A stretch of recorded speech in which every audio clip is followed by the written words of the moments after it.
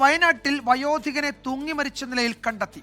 നെന്മിനി അമ്പുകുത്തി 19 കൈപ്പശ്ശേരി പണിയ ഉന്നതിയിലെ ശങ്കരൻകുട്ടിയാണ് മരിച്ചത്. Bank loan തിരിച്ചടയ്ക്കാൻ കോടതിയിൽ ഹാജരാകാനുള്ള നോട്ടീസ് ലഭിച്ചതിന് പിന്നാലെയാണ് ശങ്കരൻകുട്ടിയെ മരിച്ച നിലയിൽ കണ്ടെത്തിയത് എന്ന് ബന്ധുക്കൾ പറഞ്ഞു. പ്രതികരണങ്ങളിലേക്ക് ആദ്യം. 2 ദിവസം മുന്നേ കോടതിയിൽ നിന്ന് ഒരു നോട്ടീസ് വന്നു.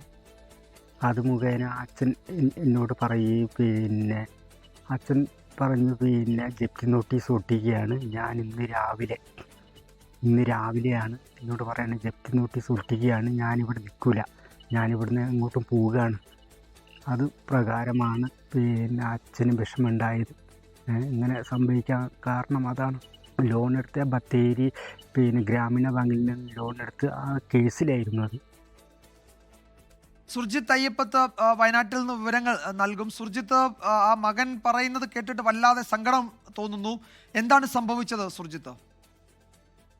വിജയകുമാർ, ബാങ്കിൽ നിന്നെടുത്ത ലോൺ തുക തിരിച്ചടയ്ക്കുന്നതുമായി ബന്ധപ്പെട്ട് കോടതിയിൽ നിന്ന് നോട്ടീസ് ലഭിച്ച ഗോത്ര വയോധികനെയാണ് മരിച്ച നിലയിൽ കണ്ടെത്തിയത്. നെന്മേനി അമ്പുകുത്തി 19 കൈപ്പഞ്ചേരി പണിയ ഉന്നതിയിൽ ഉൾപ്പെട്ട ശങ്കരൻകുട്ടി എന്ന 75-കാരനാണ് വീടിനടുത്തുള്ള കാപ്പിത്തോട്ടത്തിൽ തൂങ്ങി മരിച്ച നിലയിൽ കണ്ടെത്തിയിരിക്കുന്നത്. വർഷങ്ങൾക്ക് മുമ്പ് സുൽത്താൻ ബത്തേരി ഗ്രാമീണ ബാങ്കിൽ നിന്നെടുത്ത തുക തിരിച്ചടയ്ക്കുന്നതുമായി ബന്ധപ്പെട്ട് ഇന്ന് സുൽത്താൻ ബത്തേരി മുൻസിഫ് കോടതിയിൽ ഹാജരാകാൻ നോട്ടീസ് ലഭിച്ചിരുന്നു.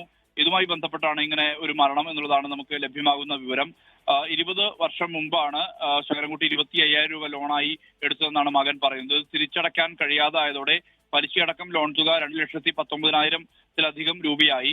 ഇത് ഈടാക്കുന്നതുമായി ബന്ധപ്പെട്ടുള്ള നിയമ നടപടികൾ സ്വീകരിക്കുന്നതിനായി ബാങ്ക് മാനേജർ കോടതിയിൽ നൽകിയ സത്യവാങ്മൂലം അടക്കമുള്ള നോട്ടീസാണ് ശങ്കരൻകുട്ടിക്ക് ലഭിച്ചത്. ഇത് ലഭിച്ചത് മുതൽ പിതാവ് അസ്വസ്ഥനായിരുന്നു എന്നുള്ളതാണ് മകൻ പറയുന്നത്. താൻ ഇവിടെ നിൽക്കില്ല എന്നും പറഞ്ഞിരുന്നതായി മകൻ ബാബു വ്യക്തമാക്കുന്നുണ്ട്. ഇതുമായി ബന്ധപ്പെട്ട പ്രതികരണമാണ് നമുക്ക് ലഭ്യമായിരിക്കുന്നത്.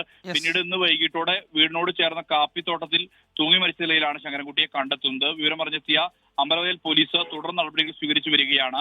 മൃതദേഹം സുൽത്താൻ ബത്തേരി താലൂക്ക് ആശുപത്രി മോർച്ചറിയിലേക്ക് മാറ്റിയിട്ടുണ്ട്. ഇതുമായി ബന്ധപ്പെട്ട നിയമ നടപടികൾ ഉണ്ടായിരുന്നു. അതുമായി ബന്ധപ്പെട്ടാണ് നോട്ടീസ് നൽകിയതെന്നുള്ളതാണ് നമുക്ക് ലഭ്യമാകുന്ന വിവരം. ഇത് അനുസരിച്ച് ഇതിന്റെ മനോവിഷമത്തിലാണ് ഇത്തരത്തിലൊരു ആത്മഹത്യയിലേക്ക് എത്തിയതെന്നുള്ളതാണ് നമുക്ക് ലഭ്യമാകുന്ന വിവരം. വിജയകുമാർ. ശരി, സുർജിത്ത് അയ്യപ്പത്താണ് വിവരങ്ങൾ നൽകിയത് വയനാട്ടിൽ നിന്ന്. ലോകത്തെവിടെയായാലും ഏത് സമയത്തും 24 വാർത്തകളും ഓഗ്മെന്റഡ് റിയാലിറ്റി പാക്കേജുകളും എക്സ്പ്ലെയിനറുകളും വിശദമായി കാണാൻ ഞങ്ങളുടെ യൂട്യൂബ് ചാനൽ നിങ്ങൾക്ക് സബ്സ്ക്രൈബ് ചെയ്യാം.